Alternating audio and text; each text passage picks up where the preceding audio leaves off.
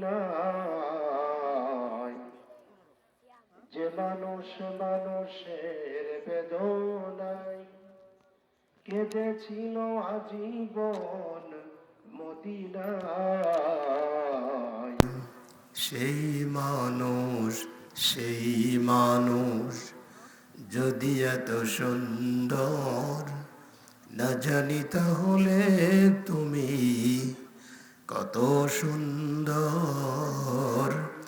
কত সুন্দর। আল্লাহুম্মা সাল্লি আলা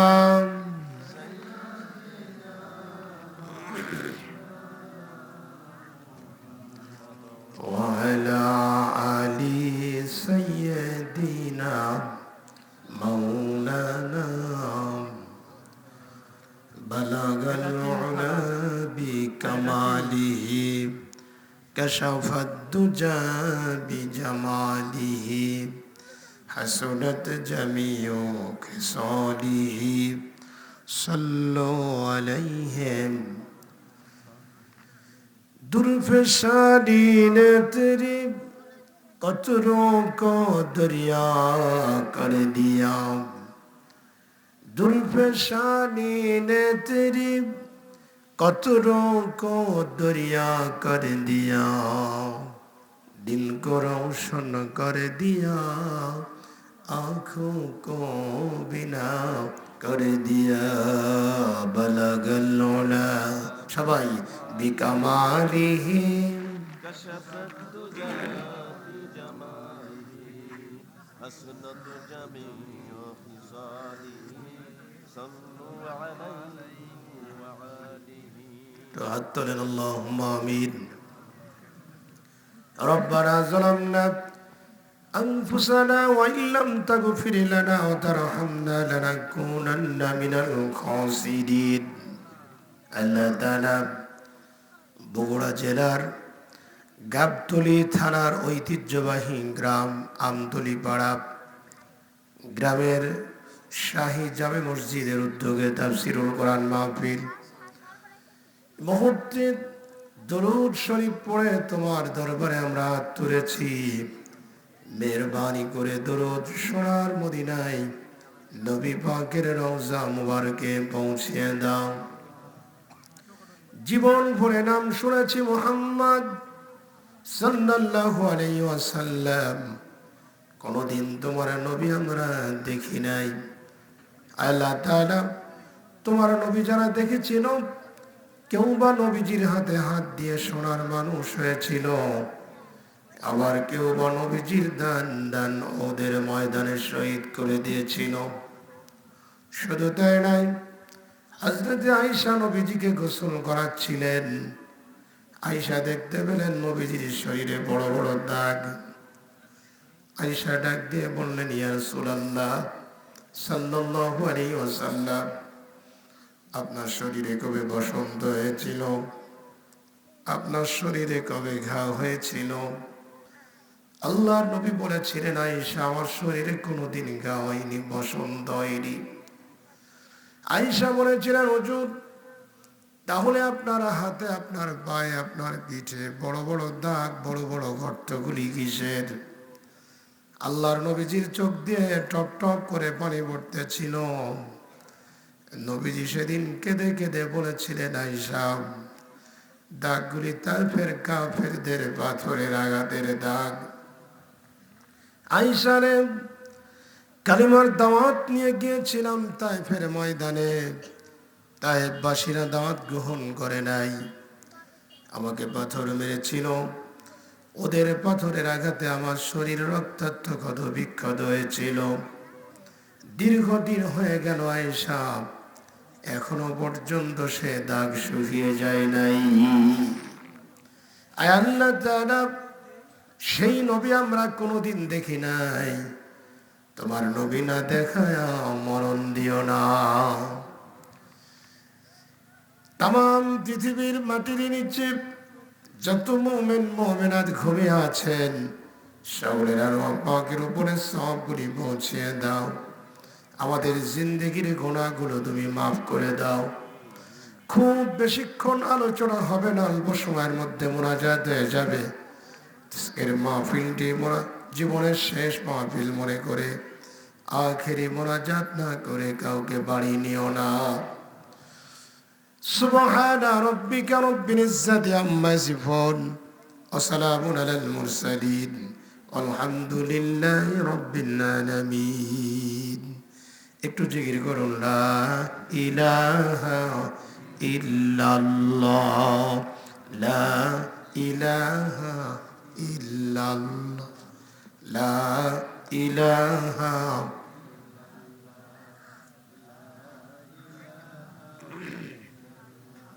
পাখির গানে গানে আবার তালে তালে ওই নামেরই সুর শোনা যায়, ওলে পাগল পারালা ইলাহা ইল্লাল্লাহ, লা ইলাহা লা ইলাহা ইল্লাল্লাহু মুহাম্মাদুর রাসূলুল্লাহ সাল্লাল্লাহু আলাইহি ওয়াসাল্লাম। আমতলীপাড়া শাহে জামে মসজিদের উদ্যোগে 11তম বার্ষিকী তাফসীরুল কোরআন মাহফিল সভাপতিত্ব করছেন অর্থ এলাকার কৃতি সন্তান আলেমে দ্বীন মাওলানা মোহাম্মদ আব্দুর রাজ্জাক ফকির, খতিব আমতলীপাড়া শাহী জামে মসজিদ ও সহসভার হোসেনপুর জাকারিয়া দাখিল মাদ্রাসা। সহ সভাপতি হিসাবে উপস্থিত আছেন অত্র এলাকার কৃতি সন্তান, বিশিষ্ট রাজনীতিবিদ, বিশিষ্ট সমাজসেবক, আপনাদের ভোটে নির্বাচিত জননেতা জনাব মোহাম্মদ নুরুল ইসলাম উজ্জ্বল ভাই, 1 নম্বর প্যানেল চেয়ারম্যান শোখনপুকুর ইউনিয়ন পরিষদ আমাদের প্রিয় উজ্জ্বল ভাই। উনি অত্যন্ত আলেমদেরকে শ্রদ্ধা করেন, সম্মান করেন। ওনার বাড়িতে ওলামায়ে কেরামদেরকে আপ্যায়নের ব্যবস্থা করেছেন। ওনার জন্য দোয়া করি আল্লাহ পাক যেন ওনাকে হায়াতে তৈয়বা বাড়িয়ে দেন, সকলে আমিন বলুন। প্রধান পৃষ্ঠপোষক ডাক্তার মোহাম্মদ আনোয়ার জাহান লিটন MBBS আমতলীপাড়া। প্রধান অতিথি হিসেবে আমাদের মাঝে উপস্থিত থাকার কথা ছিল, বিভিন্ন কারণে ব্যস্ততার কারণে আসতে পারেননি। আমাদের কাছে দোয়া চেয়েছেন, 1 লক্ষ টাকাও দিয়েছেন। জননেতা জনাব রফি নেওয়াজ খান রবিন, সভাপতি বাংলাদেশ আওয়ামী লীগ বগুড়া পৌর শাখা ও চেয়ারম্যান গাবতলী উপজেলা পরিষদ। আমরা আমাদের উপজেলা চেয়ারম্যানের জন্য দোয়া করছি, আল্লাহ তাকে হেফাজত করুক। বরেণ্য অতিথি বীর মুক্তিযোদ্ধা আলমগীর রহমান আলম, চেয়ারম্যান 12 নম্বর শোখনপুকুর ইউনিয়ন পরিষদ। এতক্ষণ বক্তব্য রেখে আপনাদেরকে মুগ্ধ করেছেন আমাদের প্রিয় ভাই আলেমে দ্বীন মুফাসসিরে কোরআন বগুড়ার কৃতি সন্তান মাওলানা হাফেজ কারি মোহাম্মদ হাবিবুল্লাহ মিসবাহ সাহেব, MM ফার্স্ট ক্লাস ইসলামী বিশ্ববিদ্যালয় ও প্রধান শিক্ষক হালিমাতুস সাদিয়া মহিলা মাদ্রাসা গাবতলী বগুড়া। পরিচালনা করছেন আমার প্রিয় ভাই নাম কি জানো? ও আমার সাইফুল ইসলাম ভাই।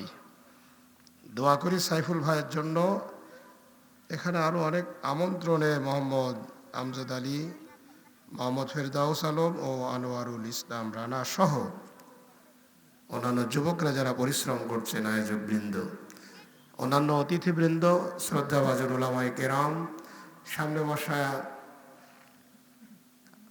সর্বস্তরের তাওহীদি জনতা, পর্দার আড়ালে অবস্থানরত মা এবং বোনেরা, আমি আপনাদের সকলকে সালাম জানাচ্ছি। আসসালামু আলাইকুম ওয়া রাহমাতুল্লাহি ওয়া বারাকাতুহু।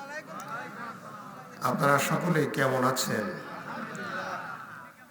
আলহামদুলিল্লাহ, আলহামদুলিল্লাহ। একটু ঠান্ডা লেগেছে, কণ্ঠটা একটু ভাঙা, তারপরেও আশা করছি আপনারা সকলেই আমাকে ফেলায় চলে যাবেন না। আমরা আল্লাহর দরবারে শুকরিয়া আদায় করেছি। এই মুহূর্তে আমরা একটু আপনাদের মুখ থেকে শুনব আল্লাহু আকবার শব্দ। যাদের বিয়ে হয়েছে তারা প্রথমে আল্লাহু আকবার বলবেন, এরপরে যাদের বিবাহ হয়নি তারা আল্লাহু আকবার বলবেন। জোর কাদেরটা হয় আমাদের এই যে প্যানেল মেয়র সহ সভাপতি সহ মুরব্বীর একটু রেজাল্ট দেবে। প্রথমে যাদের বিবাহ হয়ে গেছে তারা একটু বলুন তো দেখি আল্লাহু আকবার। মাশাআল্লাহ।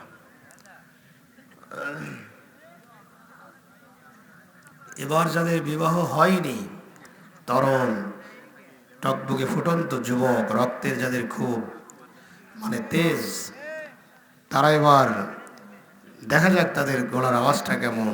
যুবক, তরুণ, কিশোর যাদের বিয়ে হয়নি তারা একটু চিৎকার দিয়ে বলুন আল্লাহু আকবার। মাশাআল্লাহ। ও, আমাদের জুয়েল ভাই আল্লাহু আকবার বলেছেন, আর এক ভাই বলছে আপনি কি বিয়ে করেননি। আরে ডাবল বিয়ে করে তো সুন্দর, সমস্যা কি? তাহলে আপনারা ভালো রেজাল্ট করেছেন। আপনারা বিশেষ করে মুরব্বীরা মনে হচ্ছে এক ধাপ একটু এগিয়ে গিয়েছে। রাগ করলেন যুবকরা? তবে আজকে আমরা সবাই ভালো করেছেন, সবাই ভালো করেছেন আপনারা। তবে মুরব্বী, যুবক আর কিশোর আর তরুণ এবার একসাথে একটু আওয়াজ হবে। কষ্ট হলেও আমি দুটো হাত উঁচু করতে বলছিলাম আপনাদের একটু, আমিও করেছি। দুটো হাত উঁচু করেন। এবার আমি নারায়ে তাকবীর বলবো, আপনারা আল্লাহু আকবার বলবেন। আপনাদের এই আল্লাহু আকবরের শব্দ সামিয়ানা ভেদ করে আকাশ পুড়ে আল্লাহর আরশে আজিমে পৌঁছে যাবে। রেডি? নারায়ে তাকবীর, নারায়ে তাকবীর। আল কোরআনের আলো, কোরআন হাদিস যেখানে, আলেম উলামা যেখানে, তাফসীর মাহফিল যেখানে, নারায়ে তাকবীর। মাশাআল্লাহ। সকলে বলুন মারহাবা। আমি আপনাদের সকলকে ধন্যবাদ জানাচ্ছি। আপনারা খুব সজাগ এবং খুব স্পিরিট আপনাদের মধ্যে। আল্লাহ কবুল করুক।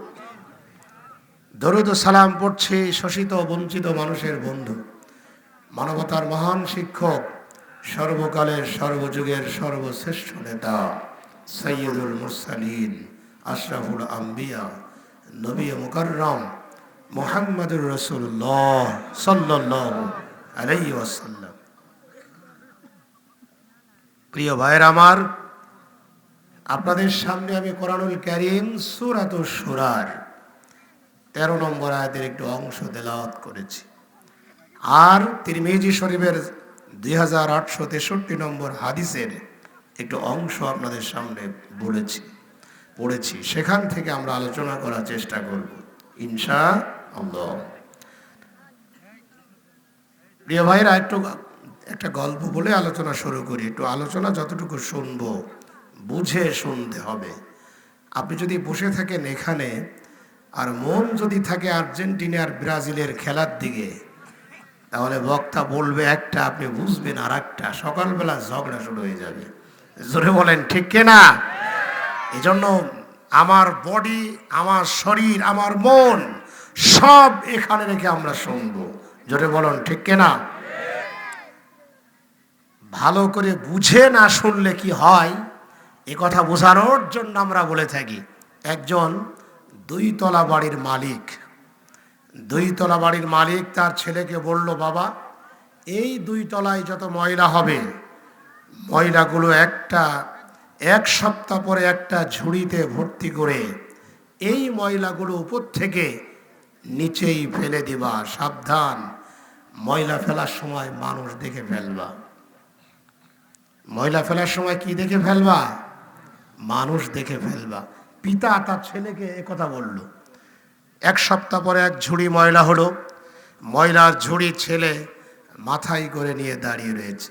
চিন্তা করে আব্বা বলল যে ময়লা ফেলার সময় মানুষ দেখে ফেলবা, একটা মানুষও তো নেই, কার মাথায় ফেললো? অনেকক্ষণ পরে একজন মানুষ বিল্ডিং এর নিচ দিয়ে যাচ্ছিল। আর উপর থেকে ওই ছেলে ময়লাগুলো ওই মানুষটার মাথায় ঝপ করে ফেলে দিল। মানুষটা তখন বাড়িওয়ালাকে ডাক দিয়ে বলছেন, চাচা বাসা আছেন? আছি। বলে, আপনার ছেলের এত বড় স্পর্ধা, আমার মাথায় ময়লা ফেলে আমার কাপড় নষ্ট করে দিয়েছে। পিতা তখন ছেলেকে বলল, তোমাকে বারবার বললাম ময়লা ফেলার সময় মানুষ দেখে ফেলবা, তুমি শীত যে মানুষের মাথায় ময়লা ফেললে। ছেলে বলল, আব্বু আপনিই তো বলেছিলেন ময়লা ফেলার সময় মানুষ দেখে ফেলবা। অনেকক্ষণ দাঁড়িয়েছিলাম, একটা মানুষ পাইনি, ওনারে দেখে আপনার কথার উপর আমল করেছি। ছেলে কাজটা কেন করেছেন? বাবার কথাগুলো যখন শুনেছিল ভালো করে বুঝে নেয়নি। আওয়াজ দিয়ে বলুন ঠিক না? বক্তার বক্তৃতাগুলো যদি বুঝে না নেন, বক্তা বলবে একটা, বুঝানোর চেষ্টা করবে একটা, আপনি বুঝবেন আর একটা, ওলট পালট হয়ে যাবে। এই জন্য আমরা শুনতে চাই বুঝে। আল্লাহ আমাদের কবুল করুক, আমিন বলুন সকলে। প্রিয় ভাইরা আমার, সমস্যা নেই,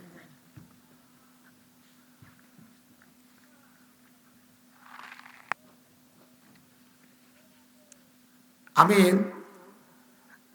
কোরআনুল কারীমের যে আয়াত পড়েছি সেই আয়াতের আলোচনা শুরু করার আগ দিয়ে ভূমিকায় আমি কোরআনুল কারীমের প্রশংসা স্বরূপ কিছু কথা আমি বলি আপনাদেরকে। আপনারা বলুন যে কোরআন শুনতে এসেছেন আপনারা, এ কোরআনের সম্মান কম না বেশি? এত আসতে কেন? আর্জেন্টিনার ব্রাজিলের প্লেয়ার যখন গোল দেয়, যারা যাদের সমর্থন করে ওরা তো খুব চিল্লামিল্লি করে, এমনকি মিছিল মিটিংও করে। চিল্লানি চোটে মুরব্বীদের ঘুম হারাম হয়ে যায়। আপনার আওয়াজ দিয়ে বলুন, কোরআনের মর্যাদা, কোরআনের সম্মান, কোরআনের ইজ্জত কম না বেশি? আকাশ জমিন সব এক পাল্লায়, আল্লাহর কোরআন আর এক পাল্লায়, কোরআনের ওজন বেশি হয়ে যাবে।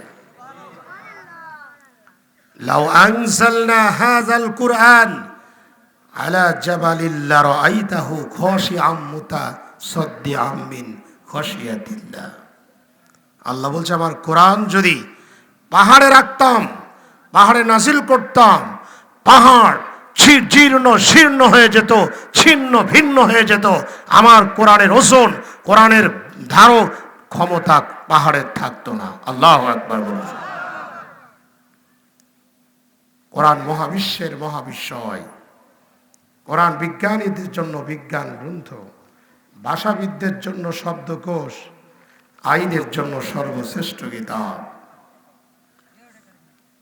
1965 সালে জাতিসংঘে একটি সেমিনার হয়েছিল। জাতিসংঘের পক্ষ থেকে প্রত্যেকটি দেশের রাষ্ট্রপ্রধানকে বলা হয়েছিল নিজ নিজ দেশের সংবিধান নিয়ে জাতিসংঘের টেবিলে জমা দিতে হবে। তামাম পৃথিবীর রাষ্ট্রপ্রধানেরা নিজ নিজ দেশের সংবিধানের বই নিয়ে জাতিসংঘের টেবিলে জমা দিল। আর তদানীন্তন সৌদি বাদশাহ ফাইসাল জমা দিল কোরআনুল কারীম। জাতিসংঘের পক্ষ থেকে বলা হলো, বাদশাহ ফাইসাল পৃথিবীর সমস্ত রাষ্ট্রপ্রধানরা নিজ নিজ দেশের সংবিধান জাতিসংঘে জমা দিয়েছে, আপনার দেশের সংবিধানটা কোথায়? বাদশাহ ফাইসাল বলেছিলেন, আমার দেশের সংবিধান মহাগ্রন্থ আল কোরআন। বলা হয়েছিল না এটা সংবিধান কি করে হয়? এর মধ্যে নামাজ রোজা জিকির আজগারের কথা আছে, এর মধ্যে তো সংবিধান কিছুই নেই। বাদশাহ ফাইসাল বলেছিলেন, পৃথিবীর সমস্ত সংবিধান, সমস্ত বই, সমস্ত কিতাব, সমস্ত লেখা এক জায়গায় যদি করা হয়, আর আল্লাহর কোরআন যদি আর এক জায়গায় দেওয়া হয়, আল্লাহর কোরআনের মর্যাদার সাথে পৃথিবীর কোন সংবিধানের মর্যাদা সমান হতে পারে না। আওয়াজ দিয়ে বলেন ঠিক কিনা? এটাই তো পৃথিবীর সর্বশ্রেষ্ঠ সংবিধান। নামাজ রোজা হজ যাকাত জিকির আজগারের কথা যেমন আছে, অর্থনীতি, পৌরনীতি, সংস্কৃতি, যুদ্ধনীতি, চুরির বিচার, জেনার বিচার, ধর্ষকের বিচার, মদ খোলে কি হবে, তার বিচার কি হবে, সব নীতিমালা আল্লাহ কোরআনে বলে দিয়েছে। কোরআনে কারীমকে যদি জিজ্ঞেস করি, বুঝলাম তুমি শ্রেষ্ঠ সংবিধান, তোমার মধ্যে কোনো মিথ্যা কথা আছে? কোরআন বলবে, যালিকাল কিতাব লা রাইবা ফি হুদাল লিল মুত্তাকিন, there is no doubt, or this is the holy book which contains nothing doubtful and it is guidance to Allah fearing people.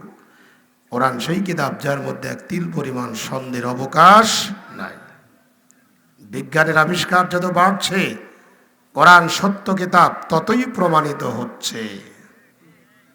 প্রিয় ভাইরা আমার, 1969 সালে আমেরিকার বিজ্ঞানী নীল আর্মস্ট্রং চাঁদে গেলেন।